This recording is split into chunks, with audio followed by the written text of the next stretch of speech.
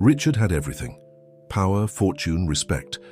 But a mysterious woman appeared, and in just a few months his life crumbled, an empire on the brink of collapse, an unexpected betrayal, and one last chance at redemption. Will he be able to recover everything before it's too late? The sun had barely risen when Richard Montgomery was already in his office on the 30th floor of the most imposing building in New York City. At 39, he contemplated the city he had helped reshape. Through the enormous floor-to-ceiling glass windows, his dark brown eyes scanned the horizon dotted with skyscrapers, many of them built by his own development company, Montgomery Enterprises. A soft knock on the door interrupted his thoughts. "Come in," he responded, without shifting his gaze from the urban landscape that fascinated him so much. "Good morning, Mr. Montgomery. I brought the reports you asked for and your schedule for the day." The serene voice of Emma Taylor, his personal assistant for the past 5 years, filled the room. She approached with silent steps, balancing a folder of documents and a cup of coffee prepared exactly how he liked it. Strong, without sugar, with fair pinch of cinnamon. Richard finally turned, meeting Emma's honey-colored eyes for a brief moment. She was, as always, brown hair tied in a discreet bun, elegant but understated clothes, and that air of efficiency that characterized her. "Thank you, Emma. You always know what I need before I even ask." A small smile appeared on her lips as she methodically organized the papers on the black marble desk. "It's my job to know your needs, Mr. Montgomery. By the way, you have an important lunch today with the Westfield Mall investors." Richard nodded, taking the coffee cup and sitting in his Italian leather chair. His empire had begun with a small real estate brokerage 15 years ago, the result of hard work and the modest inheritance he had received from his parents. Now Montgomery Enterprises was one of the largest development companies in the country, with projects that moved billions. "Emma, prepare a presentation with last quarter's numbers. I want to impress these investors." He began leafing through the reports, but his mind was already on the cocktail party that would happen that evening at the launch of the city's newest luxury development. "It's already ready, sir. I included projection valuations for the next 5 years and a comparison with similar developments in other major cities," Emma responded, her efficiency always one step ahead. Richard looked up from the documents, genuinely surprised. "You're really amazing, Emma. I don't know what the company would be without you." The comment made her cheeks blush slightly, but she maintained her professional composure. "I'm just doing my job, Mr. Montgomery. Oh, and don't forget that tonight is the launch cocktail party for Bellevue Heights. I set aside your new Armani suit and already confirmed your attendance." Richard's face lit up at the mention of the event. Bellevue Heights was his most ambitious project to date, a high-luxury condominium that promised to revolutionize the city's real estate market. It would be his masterpiece, the definitive symbol of his success. "Perfect, you'll be there, won't you?" he asked, while signing some documents. Emma hesitated for a moment. "Well, I thought it would be more appropriate to stay at the office organizing the contracts for tomorrow." "No way," Richard interrupted her. "You're a fundamental part of this project. I want you there. That's an order." His tone was firm, but there was a trace of affection in his voice that always appeared when talking to Emma. "As you wish, sir," she agreed, making some notes on her tablet. "Anything else?" Richard shook his head, and Emma withdrew with the same discretion with which she had entered.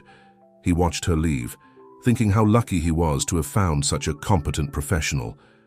Emma was more than an assistant. She was the pillar that kept his professional life perfectly organized. The morning passed in a succession of important meetings and phone calls. Richard navigated the business world with the ease of someone born for it. Each decision, each negotiation was conducted masterfully, further consolidating his position in the market. The lunch with the investors was an absolute success, thanks to the impeccable presentation prepared by Emma. When he returned to the office already late in the afternoon, Richard was exultant.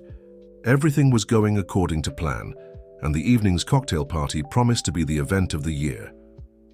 "Emma," he called over the intercom, "can you come here for a moment?" She appeared instantly, as if she had been waiting to be called. "Yes, sir? The car will pick me up at 8. Ask the driver to stop by your apartment first. I don't want you arriving at the event by taxi. You don't need to worry about me, Mr. Montgomery. I can perfectly... Well, geez, Emma, he interrupted her again, you need to learn to accept some privileges. You are my personal assistant, not just any employee. Your presence is important to me. The last words came out softer than he had intended. She agreed, with a small smile, one of those smiles that subtly lit up her face and made her eyes shine in a special way. All right then, thank you. When she left, Richard turned his attention back to the city, preparing for the night. The lights were beginning to come on, creating a spectacle of colors and brightness that fascinated him so much. He was at the peak of his career, about to launch his most ambitious project, and felt that life couldn't get any better. Little did he know that that night would completely change the course of his life.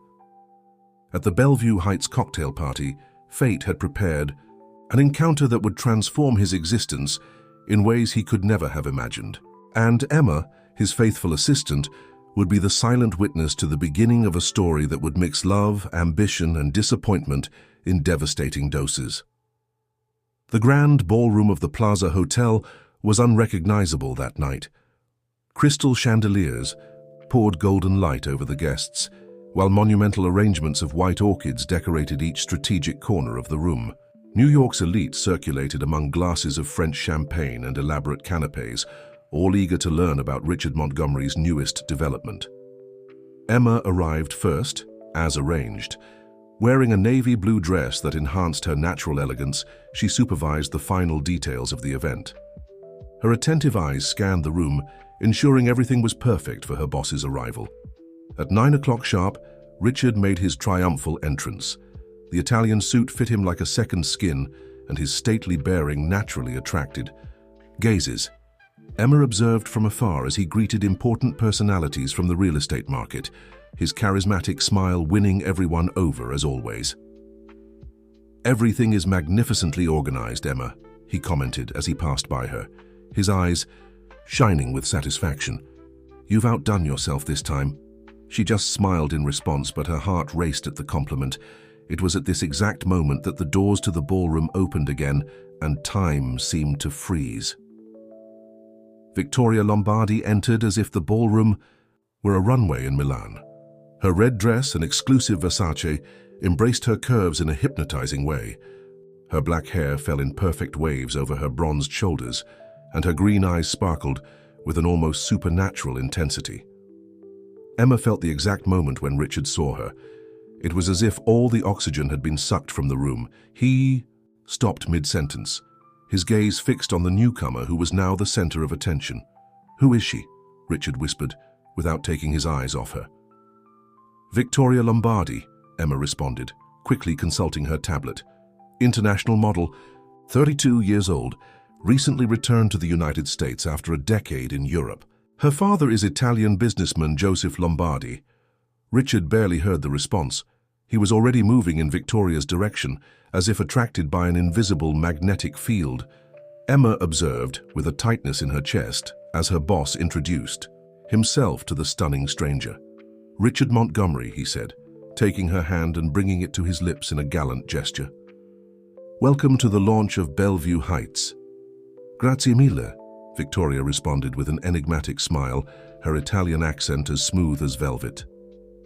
"Your development is exactly what I was looking for. I've just returned to the States, and I'm in search of a special place." Her eyes traveled over Richard's body in a way that left no doubt about her intentions. Emma, who observed the scene discreetly, felt a shiver of concern. There was something in Victoria's gaze that deeply disturbed her. "It would be an honor to personally introduce you to the project," Richard offered, completely bewitched. "How about a private tour of the model?" Victoria smiled, a smile that didn't reach her eyes. "That would be perfetto."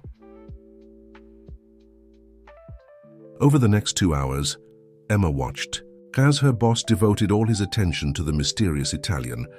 Richard explained every detail of Bellevue Heights, but his eyes were more interested in Victoria's reactions than in the actual plans of the development. "It's impressive how you've achieved so much success being so young," Victoria commented. her melodious voice carrying a tone of studied admiration. "It must have been a difficult path. Not so much when you have the right vision," Richard replied, refilling her champagne glass. "Sometimes you just need to recognize the right opportunities." Emma, who was passing close to the couple at that moment, noticed how Victoria smiled upon hearing those words. It was a smile that gave her chills, as if she had just heard exactly what she wanted. The rest of the night passed in a blur of laughter, music, and animated conversations. Richard didn't leave Victoria's side for a second, completely hypnotized by her magnetic presence. When he wasn't explaining the details of the development, he was immersed in stories about her life in Europe, about the runways of Milan and Paris, about her father's business empire in Italy. Close to midnight, Emma approached Richard discreetly. "Sir, we have the meeting with the Chinese investors tomorrow at 8. "Ah, yes," he responded distractedly, his eyes still fixed on Victoria. "Prepare all the material, please. I'll arrive a bit later." Emma nodded professionally, even feeling her heart tighten. In 5 years working together, Richard had never been late for an important meeting. "I need to go," Victoria announced, rising with the grace of a ballerina. "It was a memorable night." "Let me accompany you," Richard promptly offered. "Emma, can you finalize everything here?" "Of course, sir," she responded, maintaining the professional composure that characterized her. As she watched Richard leave with Victoria, Emma couldn't contain a sense of apprehension. There was something in that woman's eyes, something calculating and cold that contrasted with her stunning beauty. But how to alert her boss about an intuition? How to express a presentiment without seeming like a jealous employee? Outside the hotel, Richard helped Victoria into his Porsche convertible. The red dress rose slightly, revealing more of her bronzed legs, a movement that seemed too casual to be accidental. "Do you know the top of the tower?" she asked, her green eyes shining under the city lights. "Of course," Richard responded, already starting the car. "Great, we can continue our conversation there. After all, the night is still young, isn't it?" Her smile was irresistible, and Richard felt completely surrendered. At that moment, as he accelerated through the streets of New York with Victoria at his side, he had no idea that he was about to embark on a journey that would change his life forever. In the nearly empty ballroom, Emma finished organizing the last details of the event. Her hands trembled slightly as she put important documents in the folder. Something in her gut screamed that this night marked the beginning of a profound transformation in the lives of all involved. And unfortunately, her instincts were rarely wrong. The weeks following the Bellevue Heights launch cocktail party completely transformed the routine at the Montgomery Enterprises office. Richard, always so methodical and focused, now arrived later, left earlier, and his mood fluctuated according to the messages he received on his phone. Emma noticed the changes before everyone else. The morning after the event, Richard had missed the meeting with the Chinese investors, something unthinkable in his 5 years of working together. She had to use all her diplomatic skill to work around the situation, rescheduling the appointment and presenting elaborate apologies. "Emma, cancel my appointments for this afternoon," Richard announced, entering the office close to noon. His face was illuminated by a smile she had never seen before. "Victoria wants to show me an art gallery in Soho. But sir, we have the board meeting at 3, and the documents for the Westchester property need to be signed today." "The board can wait until tomorrow," he responded, adjusting his newly purchased Italian tie. "And as for the documents, leave them on my desk. I'll sign them when I return." Emma observed, helpless, as her boss left whistling an unfamiliar melody. In the past 15 days, Victoria had become the center of Richard's universe. Dinners at starred restaurants, weekends at exclusive resorts, expensive gifts. Nothing seemed too extravagant when it came to impressing the stunning Italian. "You should have seen the necklace he gave me, darling," Victoria commented to a friend at lunch at the Four Seasons, not knowing that Emma was at the next table, lunching alone with her reports. "Cartier, one of a kind. Richard is so generous."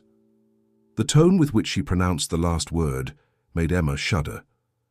There was something predatory about that woman, something that went beyond her stunning beauty and international charm, At the office, the changes continued.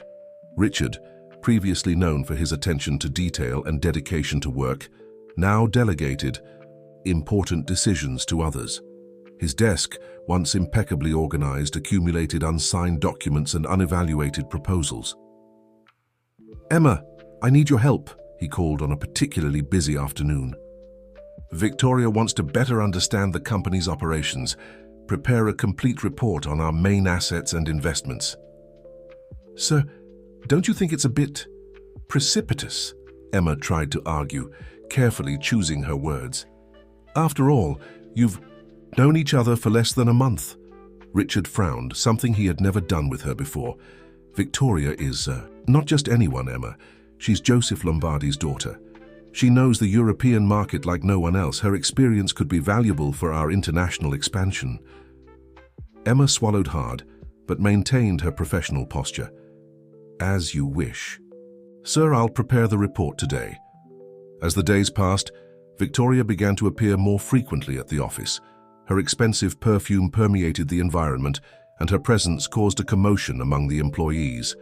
She circulated through the corridors, as if she already owned the place, always dressed in designer clothes and stunning jewelry, many of them recent gifts from Richard. "Amore, we need to redecorate this office," she commented one day, running her delicate fingers over the furniture. "It's all so outdated. I know a wonderful designer in Milan who could transform this space." Richard, who previously prided himself on the elegant sobriety of his office, now seemed to see everything with different eyes. "Of course, my love. Do as you think best." Emma observed these interactions with a knot in her stomach. It wasn't just the office that was changing. It was Richard completely. Her boss, previously known for his prudence in business and calculated decisions, now acted on impulse, always eager to please Victoria. One afternoon, while organizing some documents, Emma overheard a conversation between Victoria and a friend in the women's bathroom. "It's so easy." "Darling," Victoria laughed, touching up her red lipstick. "Men like Richard are all the same. Show a little admiration, make them feel special, and they deliver the world into your hands." "But do you really like him?" the friend asked. The silence that followed was more revealing than any response. Emma felt her heart tighten, but what could she do? How to alert her boss without seeming like she was interfering in his personal life? The weeks turned into months, and Richard and Victoria's relationship intensified at a dizzying speed. She now participated in important meetings, opined on business decisions, and gradually distanced Richard from his closest friends and trusted advisors. "Amore, that lawyer of yours, Mr. Stevens, I don't trust him," she commented during a dinner. "He seems so antiquated in his analyses. I know an excellent firm in Milan that could take care of our international interests." Richard didn't even blink before agreeing. The next day, Emma received the difficult task of communicating to Mr. Stevens, who had worked with the company for more than a decade, that his services would no longer be needed. "Be careful, Emma," the lawyer warned before leaving. "I've seen stories like this before. By the time they realize what's happened, it's usually too late." Mr. Stevens's words echoed in Emma's mind for days. She watched helpless as Victoria wove her web around Richard, isolating him more and more in a bubble of luxury and fascination. One morning, Richard arrived at the office especially animated. "Emma, I need you to organize a party. Something really special." "What's the occasion, sir?" she asked, though she already suspected the answer. "I'm going to propose to Victoria," he announced, his eyes shining with excitement. "I want it to be an unforgettable event.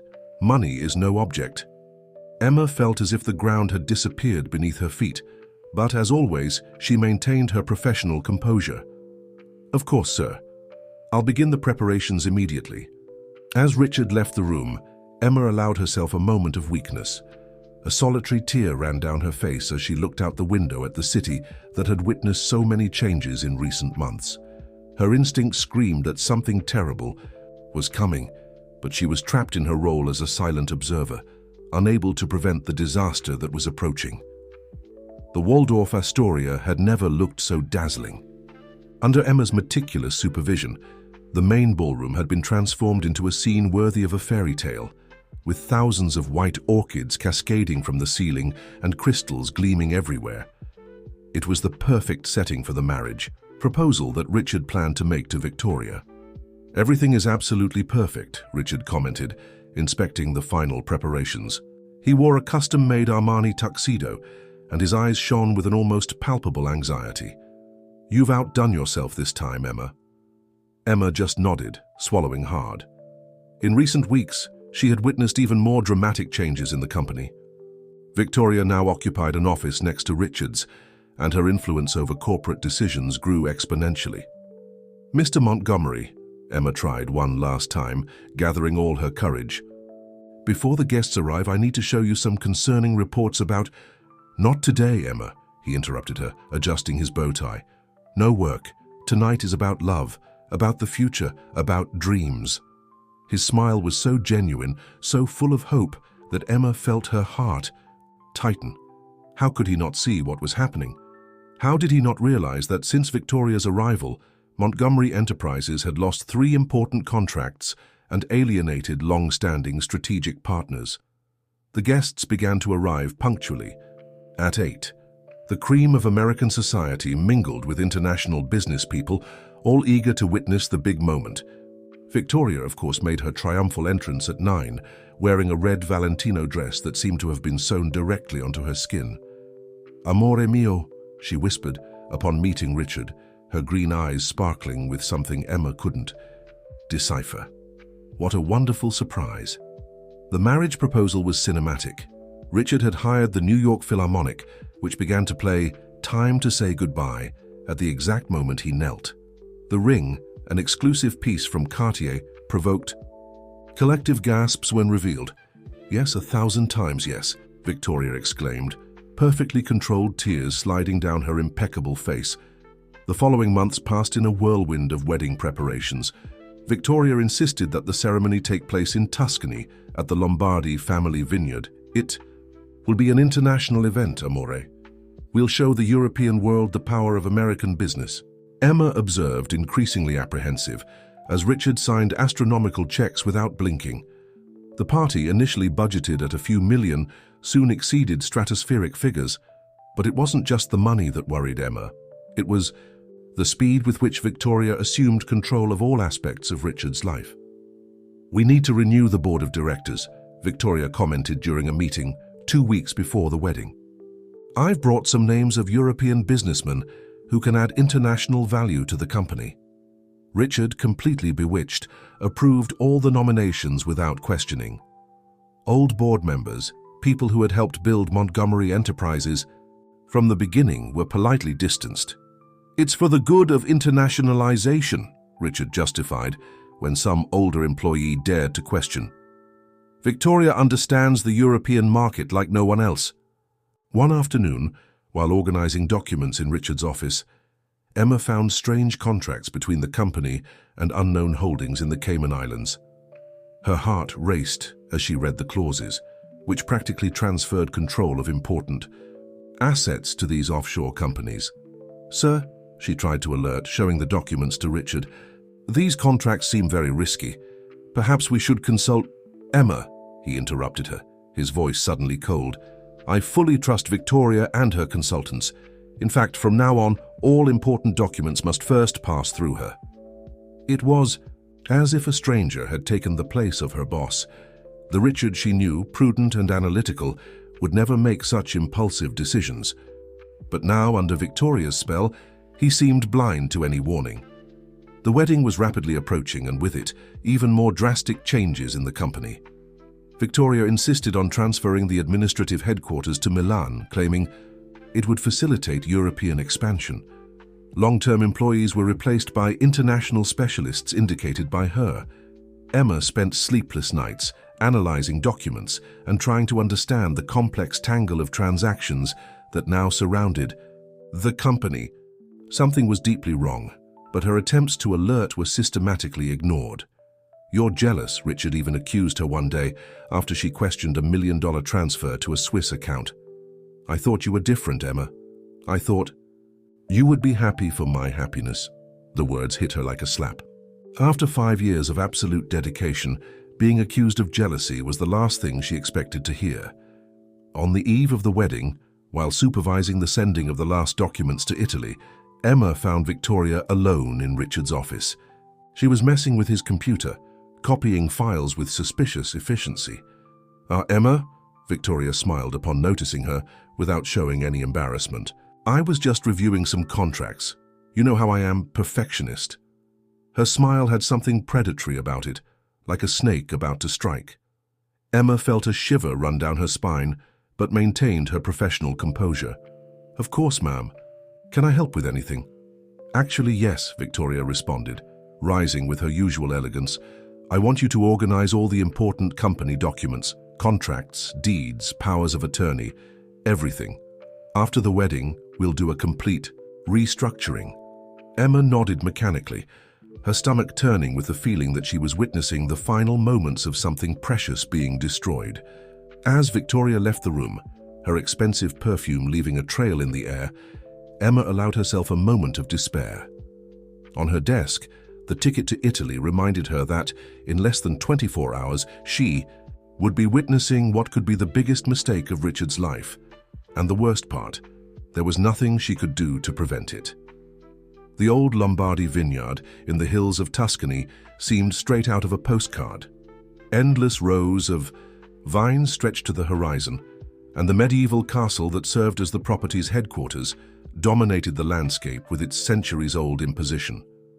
It was early spring, and the almond trees were blooming, sprinkling the scenery with white and pink. Emma observed everything from the window of her room, feeling out of place in that environment of aristocratic opulence. Since they arrived in Italy 3 days before the wedding, something seemed out of place. Victoria's supposed father, Joseph Lombardi, had not appeared to receive the guests, claiming unavoidable commitments in Milan. "It's normal," Victoria explained with her enigmatic smile. "Daddy is a very busy man. He'll be here for the ceremony naturally." Richard didn't question anything. He was completely absorbed in the final preparations and in the endless meetings with the new European partners that Victoria insisted on introducing. Emma noticed how he signed documents without reading them, hypnotized by the kisses and promises of his fiancée. On the morning of the wedding, while supervising the decoration of the garden where the ceremony would take place, Emma received a disturbing call from New York. "Miss Taylor." The grave voice of Mr. Stevens, the company's former lawyer, sounded urgent. "I tried to talk to Richard, but he's not answering my calls. We discovered something serious about—" The call abruptly dropped. Emma tried to call back several times, but only reached voicemail. Her heart accelerated. Something was very wrong. "Emma, darling," Victoria's melodious voice startled her. "I need your help with some documents before the ceremony. Bureaucratic things, you understand." In the makeshift office inside the castle, Victoria presented a pile of contracts. Richard asked that, "You organize everything.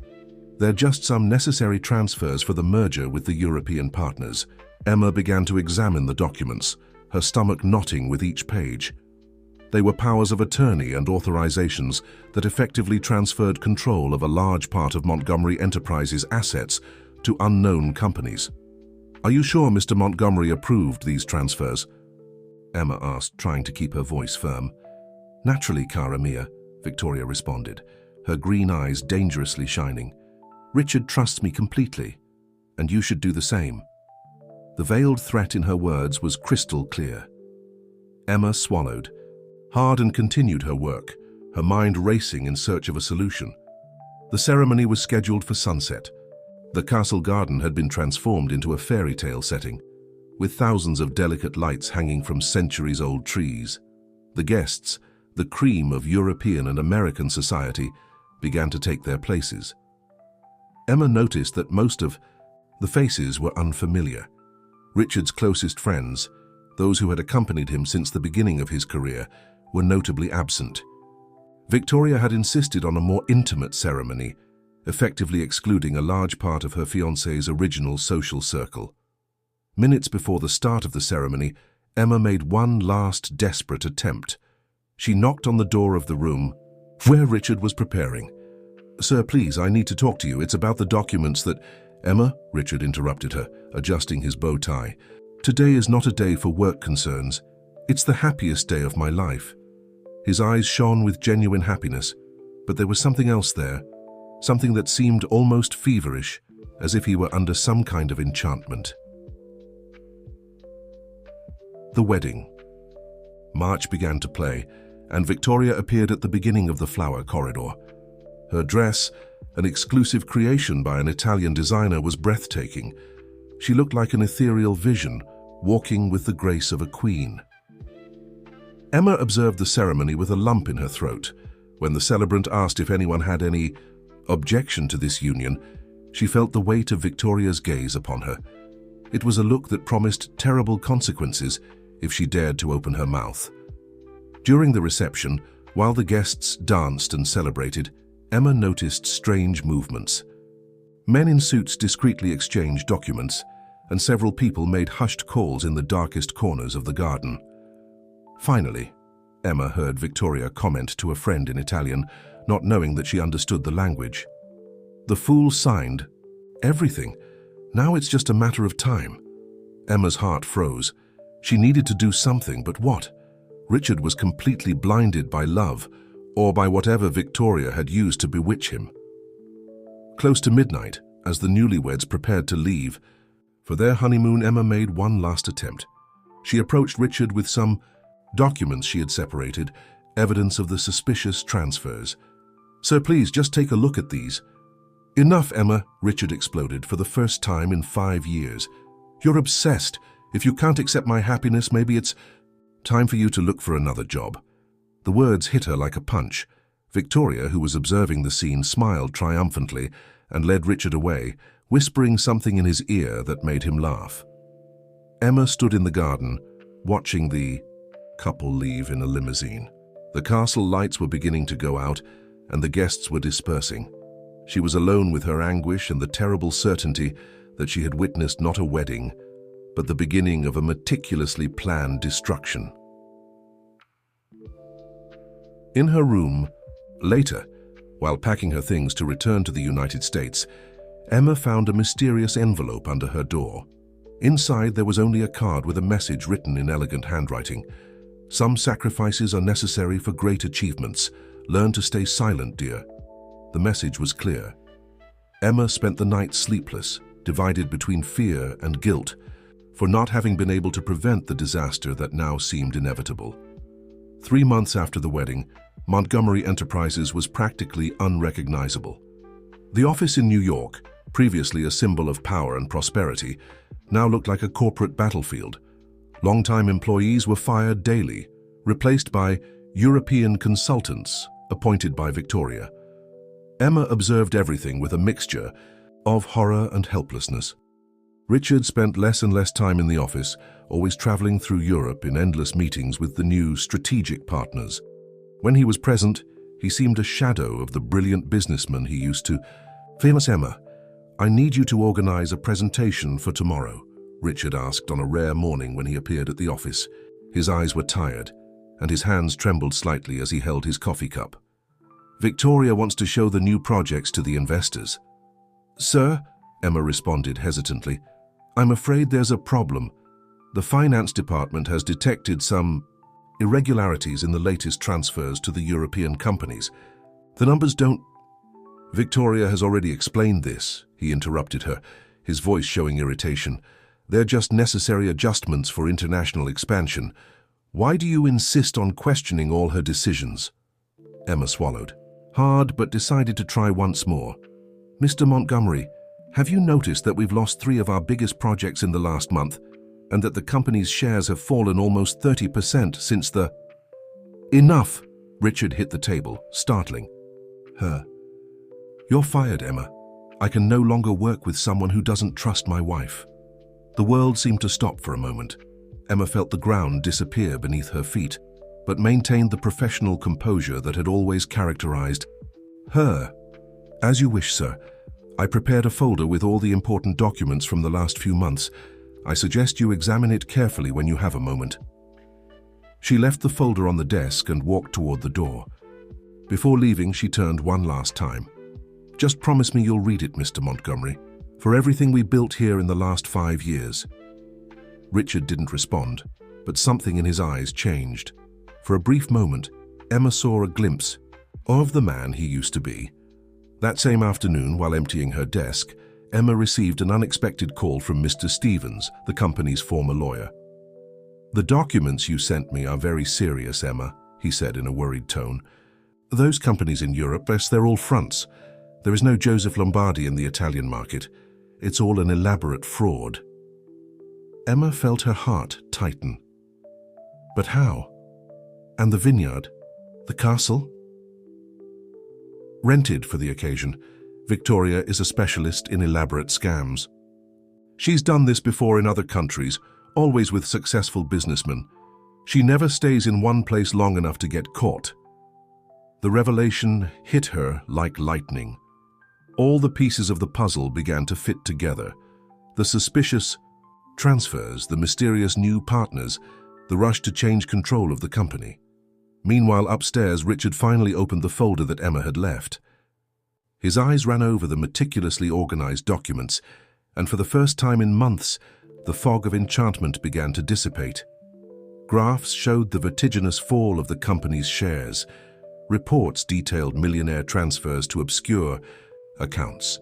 And most disturbing of all, there was evidence that several company properties had been secretly transferred to holdings controlled by Victoria. "It's not possible," he murmured, his hands trembling as he leafed through page after page of devastating evidence. At that moment, Victoria entered his office, elegant as always in her impeccable Chanel. "Amore, we need to talk about some urgent transfers." She stopped upon seeing the documents spread across the desk. Her smile faltered for a fraction of a second, but soon returned, even more calculated. "Ah, I see that your meddling assistant has been spreading lies again," she said, approaching with her feline grace. "Don't worry, love, I can explain everything." But for the first time since he had met her, Richard wasn't listening.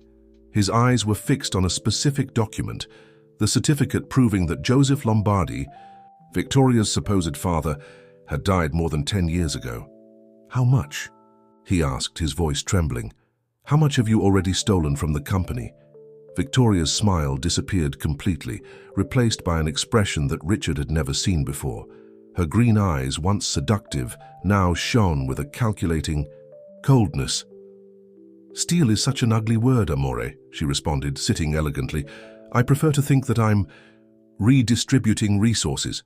After all, you had so much, and I always knew exactly what to do with money." Richard rose abruptly, knocking over his chair. "I'm going to call the police. I'm going to—" "No, you're not," Victoria interrupted him, her voice now sharp as steel. "Because every document you signed in recent months, every power of attorney, every transfer, everything has your signature, love. You're as guilty as I am. The only difference is that I have the money and you have nothing left." The words hit him like a punch to the stomach. Richard staggered to the window, observing the city that was once at his feet. How had he not realized? How had he been so blind? On the ground floor of the building, Emma finished packing her belongings in a box. Her heart was heavy, not just because of her dismissal, but for the certainty that the worst was yet to come. As she walked out of the building that had been her second home for 5 years, she made a silent promise. She would not abandon Richard, even if he had abandoned her. The sun was setting over New York, casting long shadows over the skyscrapers. In his office, Richard faced the woman who had destroyed everything he had taken a lifetime to build. And for the first time, he began to understand the true price of his blindness.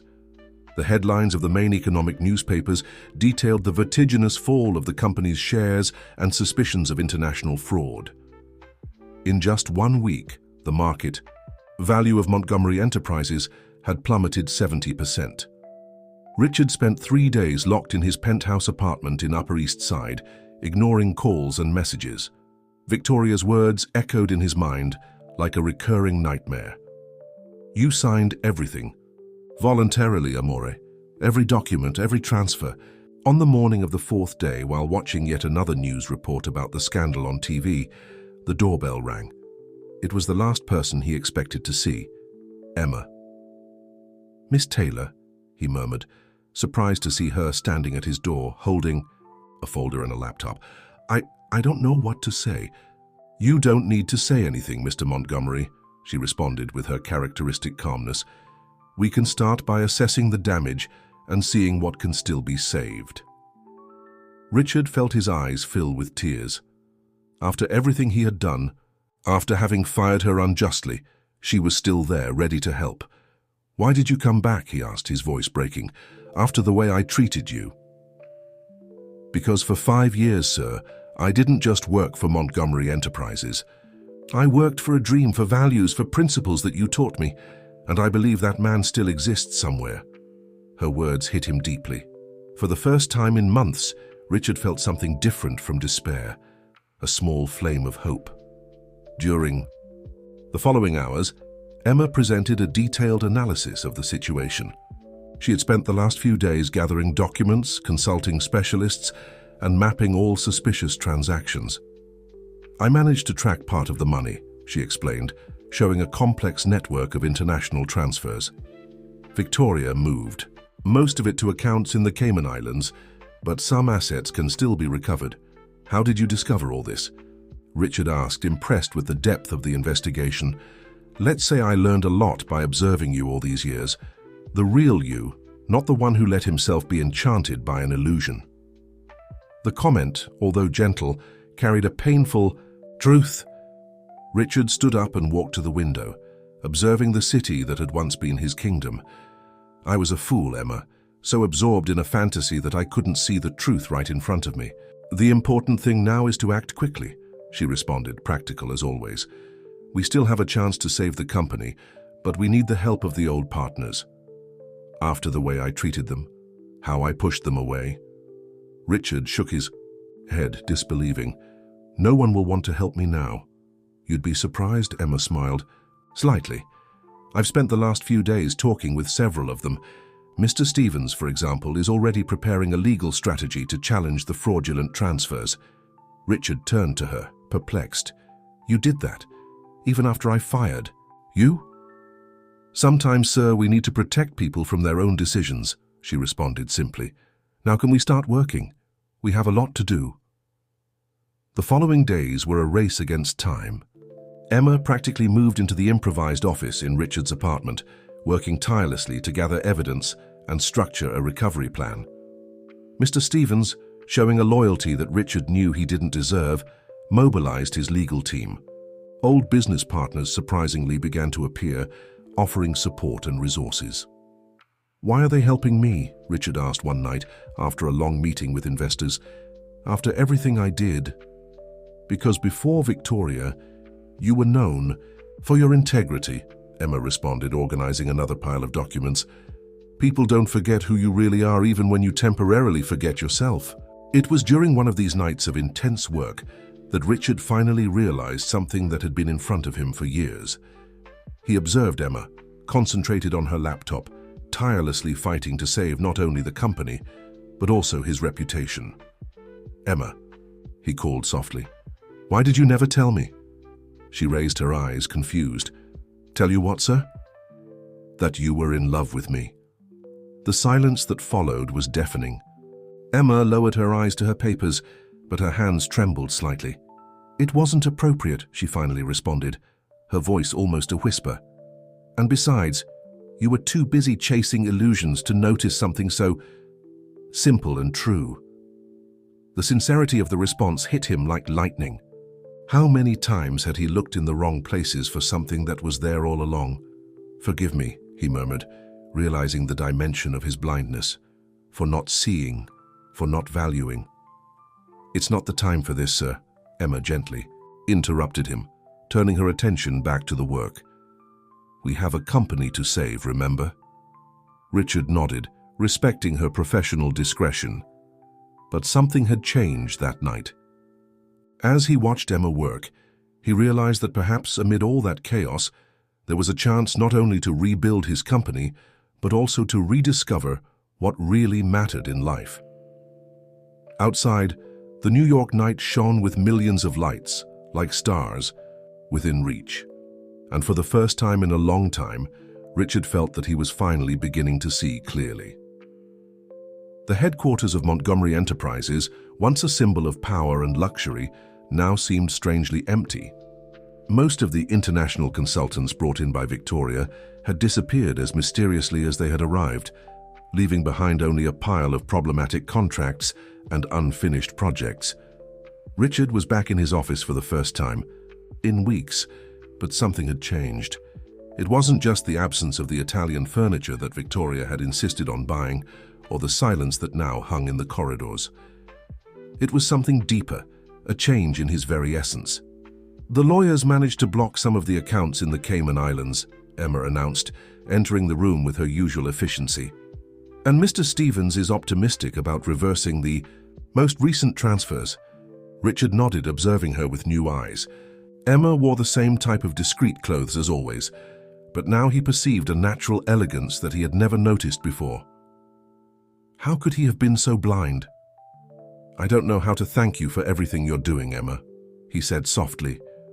"After how I treated you—" "Please, Mr. Montgomery," she gently interrupted him. "We don't need to talk about that now. We have a meeting with the shareholders in an hour, and you need to be prepared." The meeting with the shareholders would be a crucial test. Richard had spent days rehearsing with Emma and Mr. Stevens, preparing to face the fury of the investors and present a viable restructuring plan. "Remember," Emma said as she adjusted, his tie moments before the meeting, a gesture that made Richard hold his breath. "Be honest. Admit the mistakes, but show that you have a plan.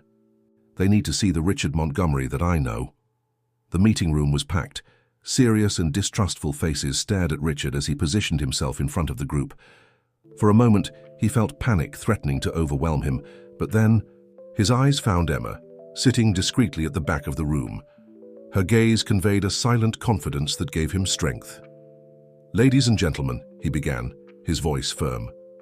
"I won't waste time with excuses or justifications. I made serious mistakes. I let myself be blinded by an illusion and almost destroyed something that took us years to build. But today, I'm not here to talk about the past. I'm here to show how we're going to rebuild the future." Over the next 2 hours, Richard presented a detailed restructuring plan. Emma had worked tirelessly on it, identifying assets that could be recovered, projects that could be saved, and new business opportunities. "The real estate market still trusts in our delivery capability," he explained, showing graphs and projections. "We have 3 major projects that can be resumed immediately and partners willing to invest."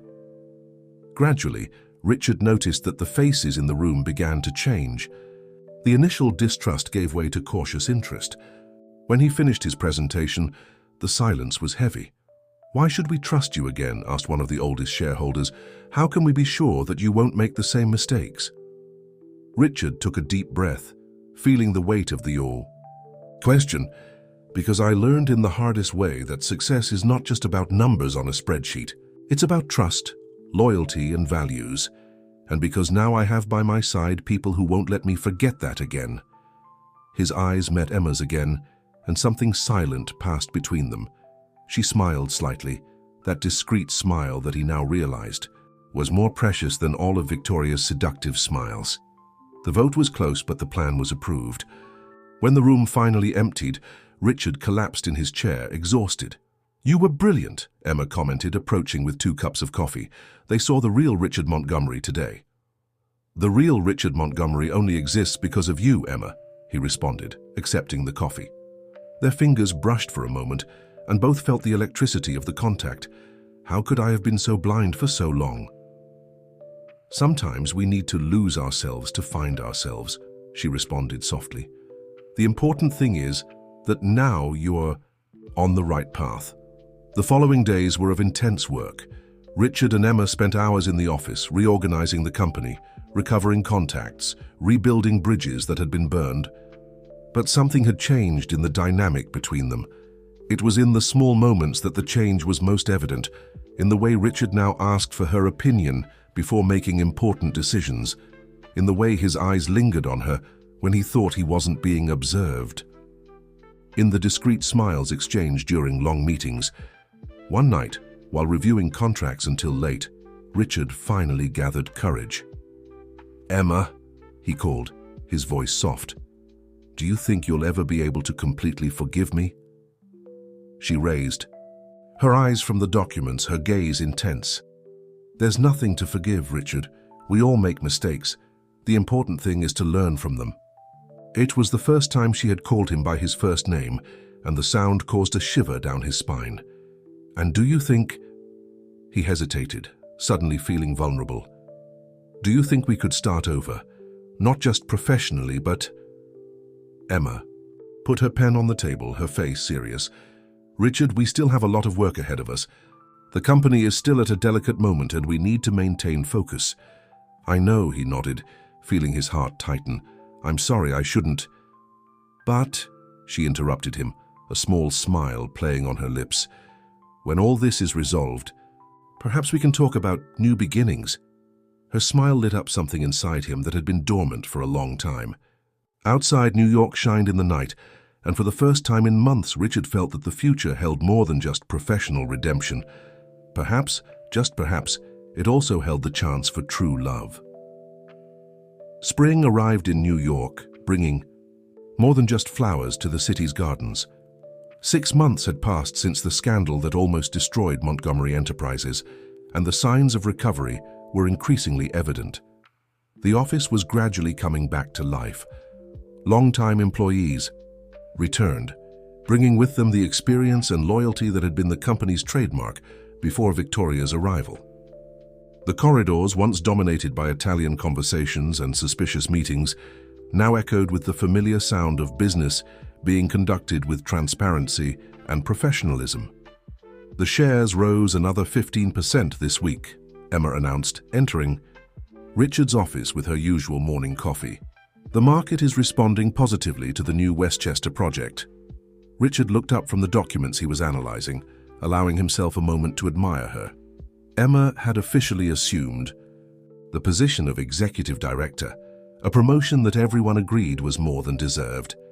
The new position had brought subtle changes to her appearance, more elegant blazers, a new haircut that perfectly framed her face, but her essence remained the same. "We couldn't have done it without you," he responded, accepting the cup of coffee. "Actually, none of this would be possible without you, Emma."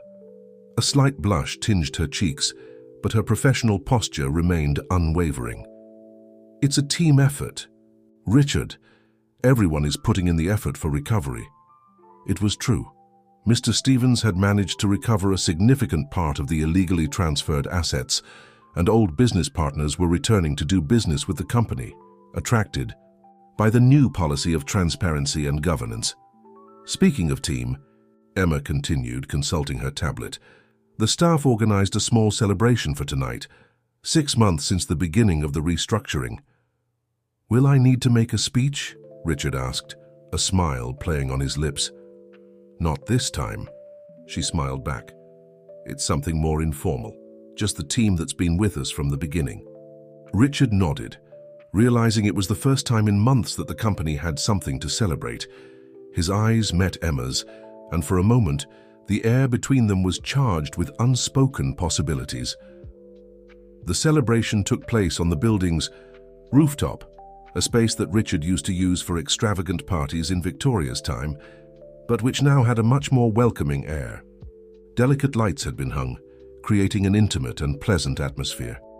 To Montgomery Enterprises, Mr. Stevens proposed a toast, raising his glass. "And to the people who proved that integrity and hard work are still the best foundations." Everyone's gazes turned to Richard and Emma, who were side by side near the edge of the terrace. The sunset painted the New York sky in shades of pink and gold, creating an almost magical setting.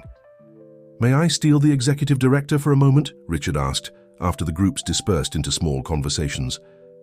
Emma followed him to a more reserved corner of the terrace, where the view of the city extended to the horizon. The gentle wind played with her hair, and Richard had to control the impulse to touch it.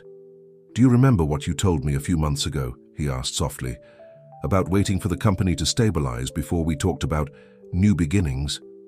Emma nodded, her gaze fixed on the city below.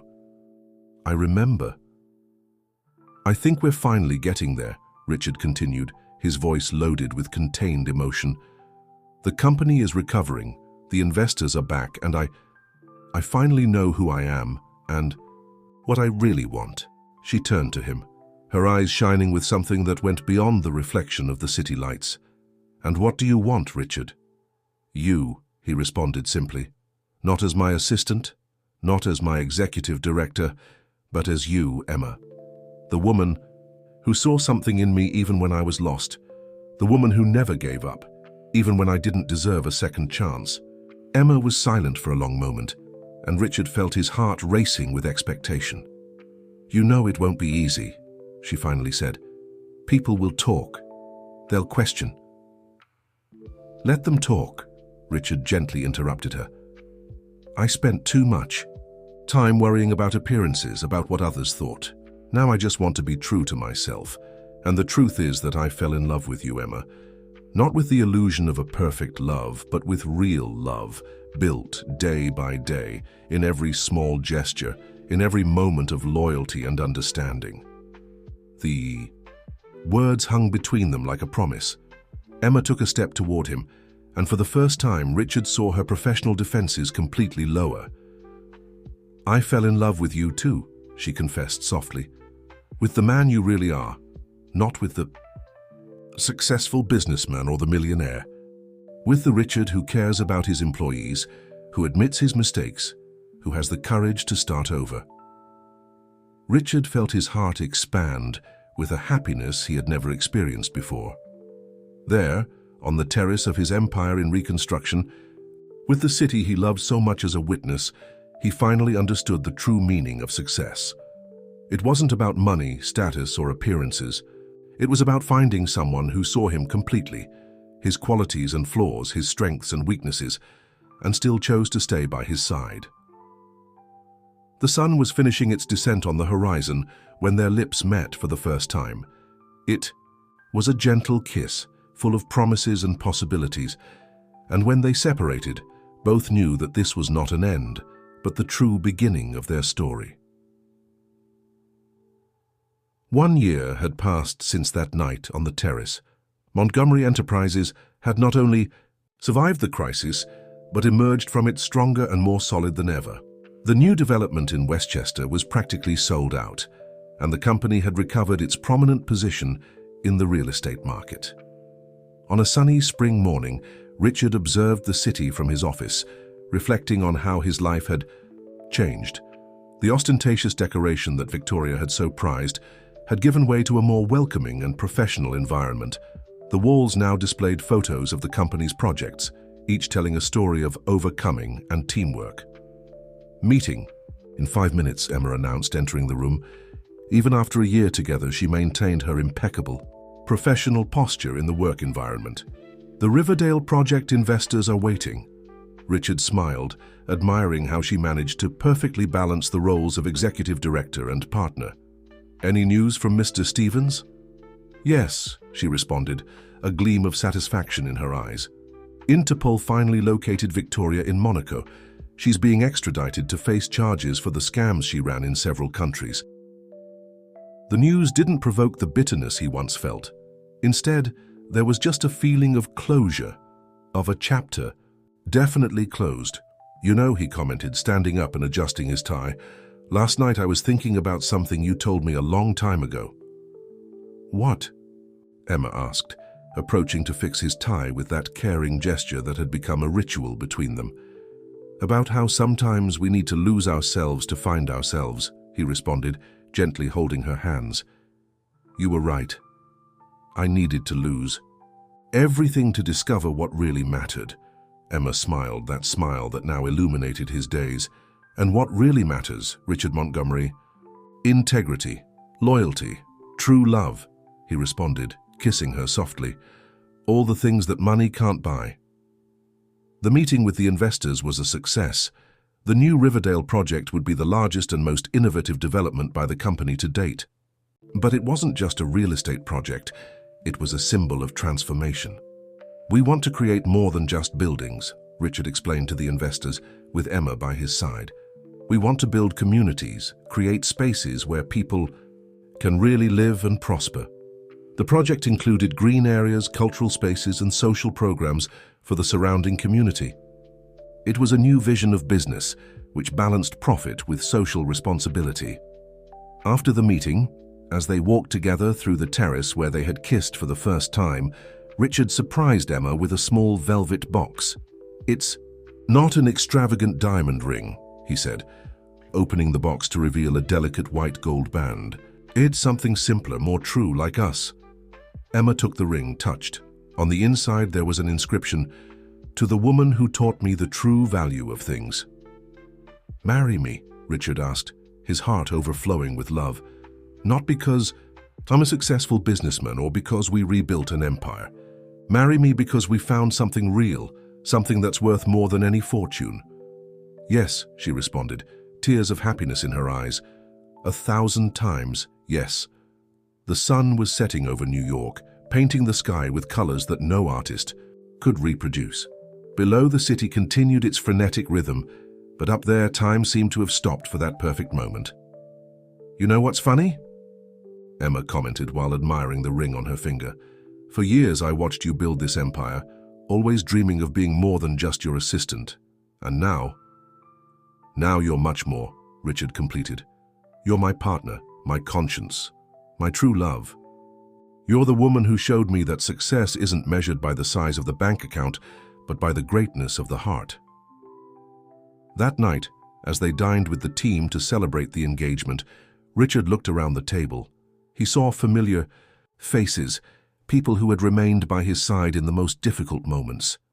Mr. Stevens raised his glass in a silent toast, his smile saying more than words. Montgomery Enterprises was no longer just a development company. It had transformed into a company with purpose, with solid values and a vision for the future that went beyond immediate profit. And Richard, the man who once measured his worth by the number of zeros in his bank account, now knew that his true wealth was there in that room, in the sincere smiles of his team, and mainly in the true love he had found when he least expected it. "Life is funny," he whispered to Emma as they danced slowly to the sound of soft music. "Sometimes we need to lose everything to gain what really matters." "And what really matters?" she asked, her eyes shining with love. "This," he responded simply, holding her closer. "Just this." The city continued to shine outside, a silent witness to a story that proved that sometimes the greatest treasures are not those we can keep in vaults, but those we keep in the heart. Dear listeners, we hope that Richard and Emma's story has touched your hearts. To continue this journey of moving stories, we've prepared a special playlist with equally captivating narratives about love, redemption, and second chances. Find it here, clicking on the left. If this story moved you, don't forget to subscribe to our channel and leave your like. Every day we bring unique stories that explore the complexity of human relationships and make us reflect on the true value of life. Leave in the comments which city you're following us from and share with us your own stories of love and overcoming. Until next time.